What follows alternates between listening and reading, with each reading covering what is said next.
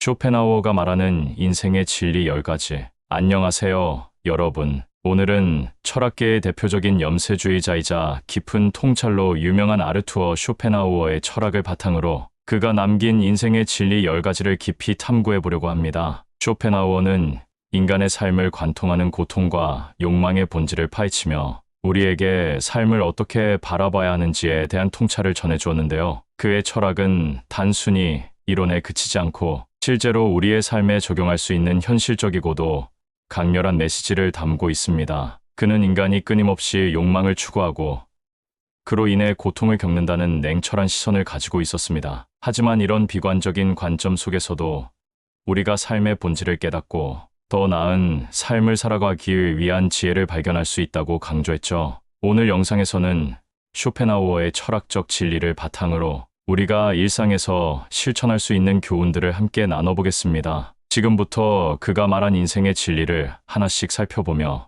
여러분의 삶에 어떤 깨달음을 줄 수 있을지 이야기해볼게요. 첫 번째로 쇼펜하우어는 인생의 본질을 고통이라고 보았습니다. 그는 인간이 끊임없이 무언가를 욕망하며 살아가고 그 욕망이 충족되지 않을 때 우리는 고통을 느낀다고 말했죠. 더 나아가 욕망이 충족된다고 해서 완전한 행복을 얻는 것도 아니라고 했습니다. 왜냐하면 충족된 욕망은 곧 새로운 욕망으로 이어지기 때문이죠. 그래서 그는 인생이 욕망과 고통의 연속이라며 이러한 상태를 이지의 맹목적인 흐름으로 표현했습니다. 현대를 살아가는 우리에게도 그의 말은 매우 설득력 있게 다가옵니다. 원하는 것을 이루기 위해 열심히 달려가지만 목표를 달성한 뒤 찾아오는 허무함을 경험한 적 있으신가요?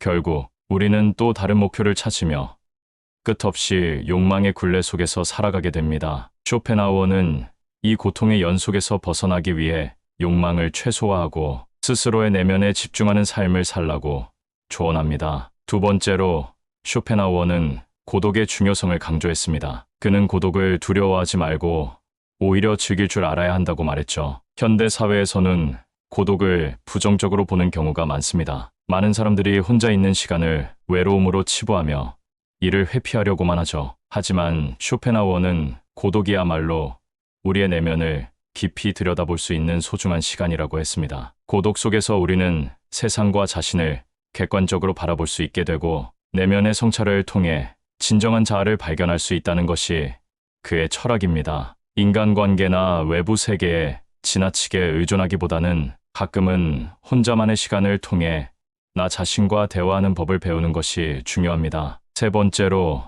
행복은 외부에서 오지 않는다는 쇼펜하우어의 가르침입니다. 그는 행복이 물질적인 풍요나 외부적인 성공에서 오는 것이 아니라 내면에서 오는 것이라고 강조했습니다. 외부적인 조건에 의존한 행복은 영원할 수 없고 언제든 사라질 수 있기 때문이죠. 현대 사회는 성공, 돈, 명예와 같은 외부적 가치에 집착하는 경향이 강하지만 쇼펜하우어는 이러한 것들이 오히려 우리의 삶을 더 공허하게 만든다고 경고했습니다. 우리가 진정으로 행복해지기 위해서는 외부의 조건에 휘둘리는 것이 아니라 내면의 성장을 통해 스스로를 충족시키는 것이 중요합니다. 여러분은 지금 어떤 행복을 추구하고 계신가요?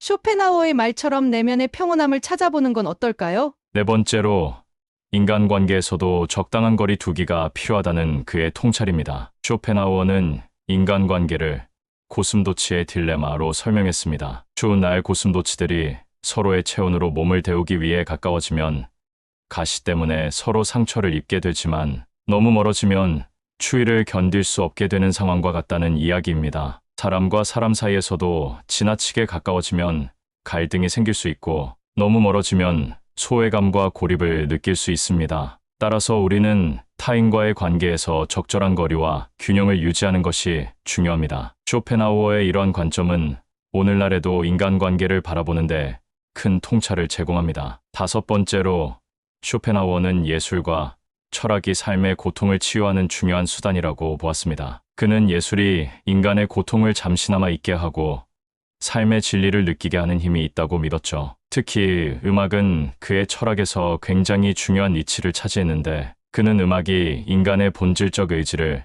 직접적으로 표현한다고 말했습니다. 또한 철학적 사고는 우리에게 세상을 관조적으로 바라보는 태도를 길러줍니다. 예술을 통해 감정을 해소하고 철학을 통해 삶의 방향을 정립할 수 있다면 우리는 쇼펜하우어가 말한 고통의 연속에서 잠시나마 벗어날 수 있을 것입니다. 여섯 번째는 나 자신을 사랑하라는 것입니다. 쇼펜하우어는 다른 사람을 사랑하는 것만큼이나 자신을 사랑하는 것도 중요하다고 말했습니다. 자기 자신을 사랑하지 못한다면 타인과의 관계에서도 건강한 사랑을 할 수 없다고 보았죠. 여기서 자신을 사랑한다는 것은 단순히 이기적이거나 자기중심적으로 사는 것이 아니라 스스로를 존중하고 자신의 가치를 인정하는 태도를 뜻합니다. 타인의 시선에 휘둘리지 않고 나만의 삶의 기준을 세우는 것이야말로 자기 사랑의 출발점입니다. 평범함을 두려워하지 말라. 쇼펜하우어는 세상의 많은 사람들이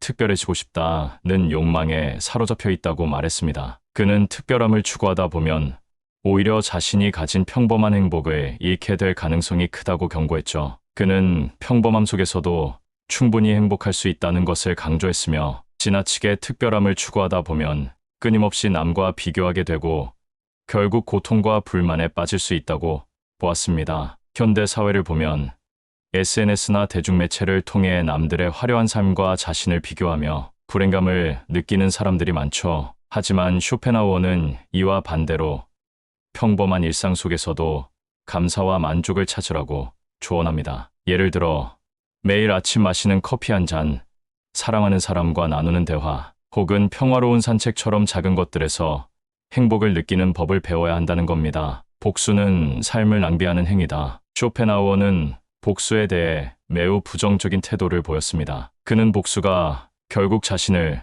더 불행하게 만들 뿐이라고 했죠. 누군가에게 상처받거나 불이익을 당하면 우리는 본능적으로 복수를 꿈꾸게 되지만 복수의 욕망에 사로잡히는 순간 우리는 그 사람과 같은 수준으로 떨어진다고 보았습니다. 그는 복수는 시간을 낭비하는 행위일 뿐 아니라 자신의 평화와 행복까지 갉아먹는 결과를 초래한다고 말했죠. 쇼펜하우어는 차라리 상대를 잊고 자신의 삶에 더 집중하라고 조언합니다. 복수를 통해 얻는 일시적인 만족은 금방 사라지고 오히려 복수심은 고통의 원천으로 남을 수 있다는 그의 가르침은 우리가 현대 사회를 살아가는 데 있어서도 깊이 생각해 볼 문제입니다. 자주 자연과 교감하라. 마지막으로 쇼펜하우어는 자연과의 교감을 강조했습니다. 그는 자연 속에서 인간이 진정한 자유를 느끼고 삶의 고통에서 벗어날 수 있다고 보았습니다. 도시의 번잡함과 인위적인 환경 속에서는 끊임없는 경쟁과 욕망이